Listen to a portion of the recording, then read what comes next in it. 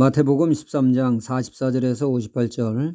어느 권사님이 미국에 이민을 가 성공하여 대저택을 소유하게 되었습니다. 넓은 대지에 세워진 대저택은 부의 상징이었고 가장 큰 자랑거리였습니다. 그 권사님이 다니는 교회 집회 강사로 간 목사님에게 담임 목사님이 부탁을 했습니다. 권사님이 식사 대접을 할 때 그렇게 믿는 거 아니라고 한마디 해주라고 말이죠.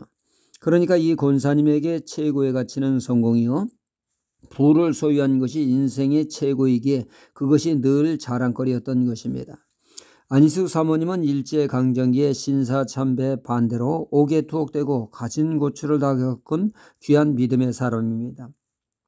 이분이 미국에 갈 때 미국인 크리스찬 부부가 비행기표와 각종 도움을 주었다고 합니다.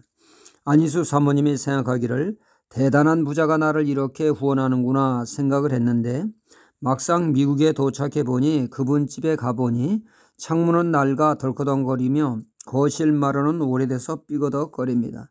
아니, 이렇게 사는 분이 나에게 아낌없이 후원을 했나 궁금해서 물으니 그들은 말합니다.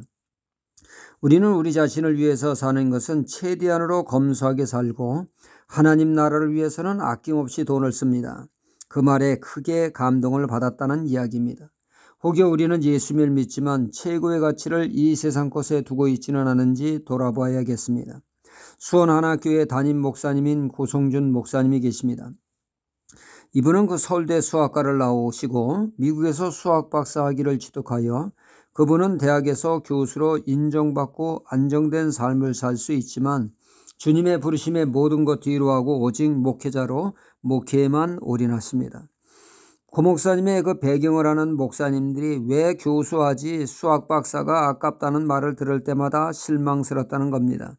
이 말은 목회자인데도 불구하고 여전히 세상 것이 최고라는 식의 말에 입안이 씁쓸하다는 얘기입니다. 오늘 말씀은 천국에 대한 예수님의 비유의 말씀을 주셨습니다. 밭에 감추인 보화의 비유와 좋은 진주의 비유를 말씀하고 있죠. 예전에는 은행이 없다 보니 자신의 그 재산을 안전하게 가지고 있기가 쉽지 않았던 것 같습니다. 지금 같으면 은행에 넣어두면 되는데 그 당시 그런 시스템이 없으니 자신의 보화를 안전하게 보관할 수 있는 장소로 자신의 밭을 삼습니다. 그곳에 지도새도 모르게 보화를 묻어두었습니다.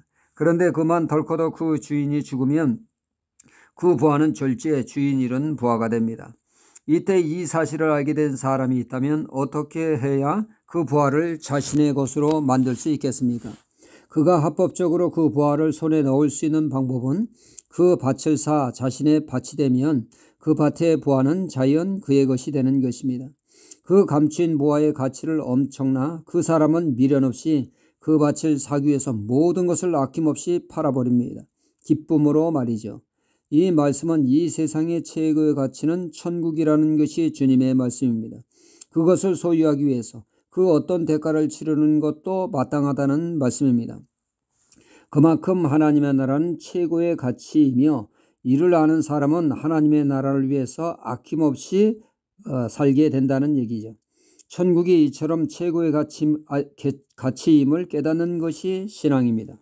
이를 깨닫지 못할 때 세상 것에 최고의 가치를 두게 됩니다. 어느 목사님이 그 집회를 인도하고 늦은 시간에 집에 돌아올 때면 어린 두 딸에게 100원짜리 동전을 손에 쥐어 주었다고 합니다. 100원짜리 동전을 얻는 맛에 딸들은 자지 않고 아빠를 기다립니다. 어느 날 이 목사님이 호주머니를 뒤지니 100원짜리 동전이 없습니다. 있는 것은 1000원짜리 종이 지폐만 있어 그래 오늘은 내가 통 크게 쏜다 하고는 빳빳한 1000원짜리 지폐를 딸에게 주었습니다.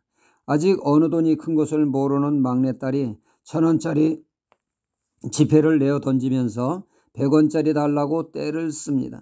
이에 목사님은 100원짜리 10개가 모여야 1000원이 된다고 이해시키지만 막내딸은 울면서 막무가내로 100원짜리를 달라고 떼를 써서 난처했다는 것입니다.